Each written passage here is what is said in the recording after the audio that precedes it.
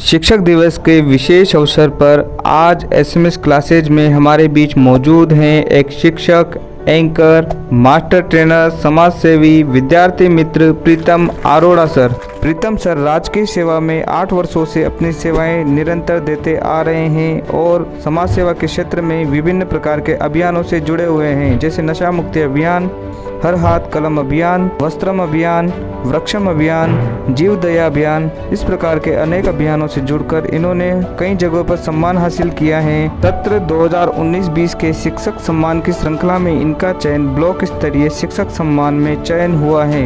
सर्वप्रथम इसके लिए बहुत बहुत बधाई। ऐसी शख्सियत से मिलाने वाले हैं जिन्होंने शिक्षा के क्षेत्र में 20 वर्षों से अपनी सेवाएं निरंतर देते आ रहे हैं। जयपुर, कोटा, बूंदी जैसे शहरों में ये अपनी सेवाएं निरंतर देते आ रहे हैं। एग्जाम एक्सपर्ट्स हैं, मास्टर ट्रेनर हैं। बहुत से बच्चों की इन्होंने अपनी मोटिवेशन की वजह से उनकी जिंदगी संवारी है। इनके कई सारे विद्यार्थी हैं जो आज बड़ी बड़ी पोस्टों पर बैठ करके काम कर रहे हैं। तो बहुत बहुत आपका स्वागत है प्रीतम सर। आज हम इनसे बातें करेंगे कि बच्चों को एग्जाम के दौरान वो क्या समस्याओं का सामना करते हैं, किन वजहों की वजह से उनकी सिलेक्शन नहीं हो पाते हैं। तो हम बात करते हैं प्रीतम सर से। पहले तो आपका बहुत बहुत स्वागत है। बहुत बहुत धन्यवाद कुलदीप जी। कैसे हो सर आप? बहुत अच्छे। तो सर बच्चों के मन में जो प्रश्न रहते हैं आपके बारे में मैं अपने दर्शक गणों को बता चुका हूँ। तो हम आपसे प्रश्न ये पूछना चाहते हैं कि सर कि स्टडी करते समय बच्चों को किन किन बातों का ध्यान रखना चाहिए? आज जो बच्चे स्टडी कर रहे हैं उसमें सबसे महत्वपूर्ण बात यह है कि पढ़ते समय हमें स्टडी करते समय कुछ महत्वपूर्ण बातें हैं जिनको ध्यान रखना चाहिए ताकि हमें अच्छा याद हो सके। पहला रूल्स कहता है स्टडी का कि हमें नियमित अध्ययन करना चाहिए। दूसरा रूल्स कहता है कि पढ़ते समय हमें ऐसी जगह पर पढ़ना चाहिए जो बंद हो, बंद कमरे में पढ़ना चाहिए ताकि हमारा ध्यान डाइवर्ट नहीं हो। और तीसरी बात ये कहना चाहूंगा मैं सभी विद्यार्थियों को कि पढ़ाई करते समय उन्हें सरल से कठिन विषय की तरफ बढ़ना चाहिए। शुरुआत में उन्हें सरल विषय पढ़ना चाहिए, क्योंकि जब भी हम पढ़ना शुरू करते हैं और हमारा जिस विषय में इंटरेस्ट नहीं होता है, मैथमेटिक्स अगर हमने शुरू कर दी तो फिर हम उस चैप्टर को बंद कर देते हैं और पढ़ना बंद कर देते हैं। और महत्वपूर्ण बात जो विद्यार्थियों को ध्यान रखना चाहिए वो ये है कि किसी न किसी बात से संबंध जोड़कर पढ़ना चाहिए, जैसे हमें लॉन्ग टाइम याद रह सके। और पांचवी बात मैं ये कहना चाहूंगा कि पढ़ते समय हमें अगर हम बुक से पढ़ रहे हैं तो मोबाइल फोन को स्विच ऑफ कर देना चाहिए ताकि हमारा पूरा ध्यान स्टडी पे लग सके और हमें अच्छा याद रह सके। सर जैसा कि आपने बताया कि पढ़ते समय हमें मोबाइल बंद कर देना चाहिए। इस कोरोना काल में सरकार जैसे ऑनलाइन क्लासेज को बढ़ावा दे रही है और ये समय की मांग भी है, तो बच्चों को ऑनलाइन माध्यम में आने में जो परेशानियां हो रही है तो उसके बारे में आपका क्या कहना है सर? कुलदीप जी, मैं उसी समय कह रहा हूं जब आप टेक्स्ट बुक से पढ़ रहे हो। अगर आप बुक से पढ़ रहे हैं तो आप फोन को दूर रखें, स्विच ऑफ रखें। आज जो वर्तमान परिप्रेक्ष्य में कोरोना काल चल रहा है, इस समय हमें ऑनलाइन पढ़ने की आवश्यकता है। निस्संदेह फोन पर हम जो ऑनलाइन क्लासेस चल रही है उसको हम ज्यादा से ज्यादा देख रहे हैं, उसको देखना चाहिए। पर फोन से पढ़ते समय हमें कुछ बातों का ध्यान रखना चाहिए कि हमें अननेसेसरी चीजों से बचना चाहिए।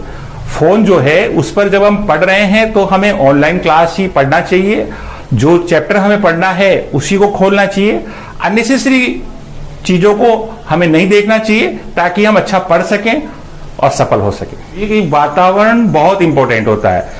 पढ़ाई में वातावरण का बहुत रोल होता है, जीवन में भी बहुत बड़ा रोल होता है। वातावरण इतना महत्वपूर्ण होता है, मैं आपको एक उदाहरण से बताऊं कुलदीप जी, कि एक शेर का बच्चा है और उसे पैदा होते ही हम हिरण के बच्चों में छोड़ देते हैं और उसकी परवरिश अगर हिरण के बच्चों में ही होती है तो थोड़े समय बाद में अगर शेर उनको खाने आता है तो जैसे हिरण भगती है वैसे ही वो शेर का बच्चा भी भगता है और डरता है, क्योंकि वो किस वातावरण में रहा, हिरण के बच्चों के साथ में। तो वातावरण बहुत इंपॉर्टेंट होता है।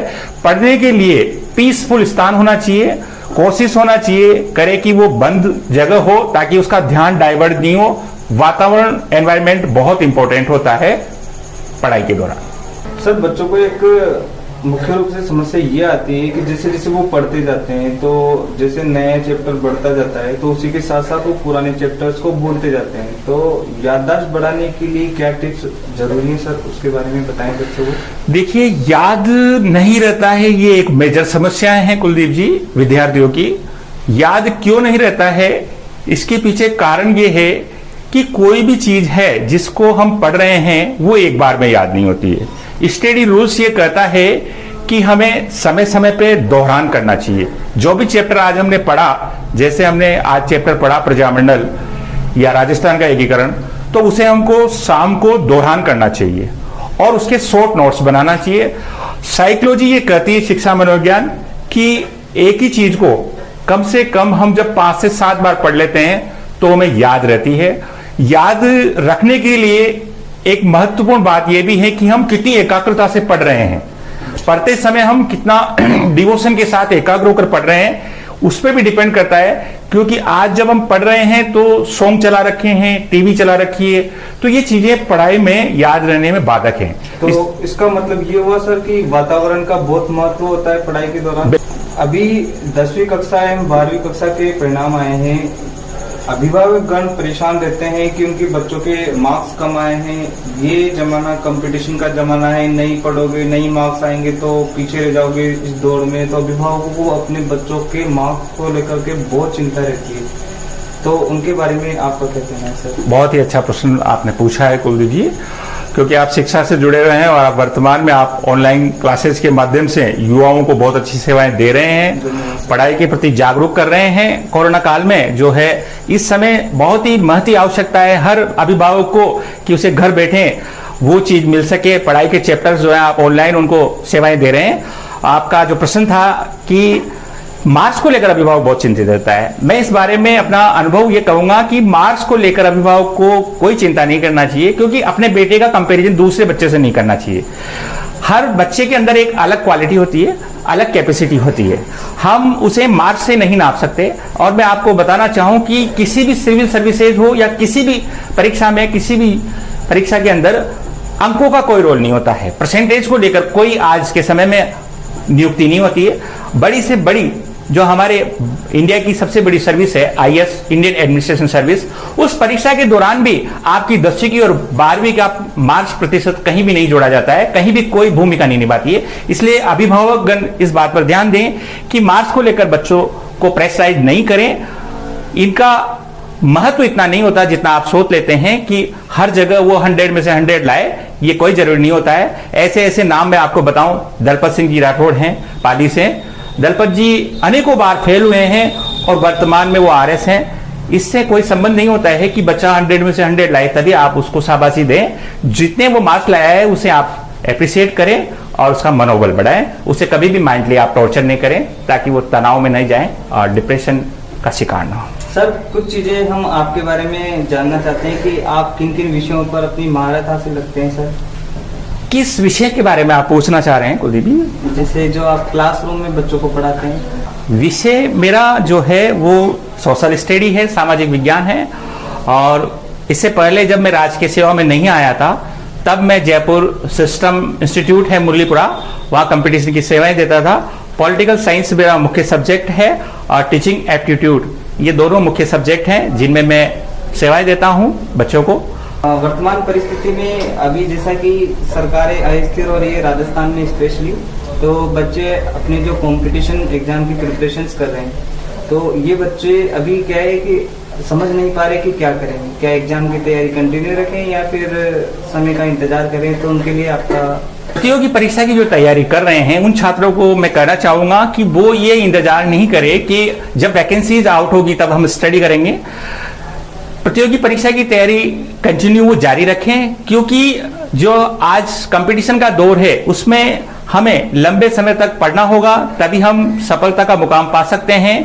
वर्तमान समय में वैकेंसीज नहीं है, लेकिन बहुत जल्दी वैकेंसीज आएगी और मेरा यही कहना है सभी से कि कंटिन्यू स्टडी करते रहें ताकि उन्हें सफलता मिले। ये इंतजार नहीं करें कि वैकेंसीज आएगी तब हम स्टडी करेंगे। SMS ऑनलाइन क्लासेज के लिए जिस का क्या कहना है सर? बहुत बहुत बधाई के पात्र हैं कुलदीप जी और सौरभ जी नागर। इन्होंने बहुत ही अच्छी शुरुआत की है और युवाओं के लिए बहुत ही अच्छा प्लेटफॉर्म है। मैं सभी से कहना चाहूंगा कि इससे जुड़ें। वर्तमान में इसकी महती ही आवश्यकता थी, बहुत ही जरूरत थी। ये घर बैठे आपको सभी एक्सपर्ट के विचार आप तक पहुंचा रहे हैं और सभी सब्जेक्ट्स के मैटर को आप तक पहुंचा रहे हैं। एसएमएस ऑनलाइन क्लासेज के डायरेक्टर बहुत ही बधाई के पात्र हैं कि आज जो अभिभावक हैं उनकी जो समस्याएं हैं कि बच्चा क्या पढ़े, उन सबको ये प्रोवाइड करा रहे हैं। मैं इनके उज्जवल भविष्य की कामना करता हूं। बहुत बहुत बधाई के पात्र हैं। बहुत बहुत आभार, धन्यवाद कि आपने यहाँ याद किया। आपसे मुलाकात करके हमें बहुत अच्छा लगा सर। आप समय समय पर हमारे विद्यार्थियों को मार्गदर्शन प्रदान करते रहिएगा सर। बहुत बहुत धन्यवाद कुलदीप जी, आपने हमें याद किया। Thank you so much. धन्यवाद।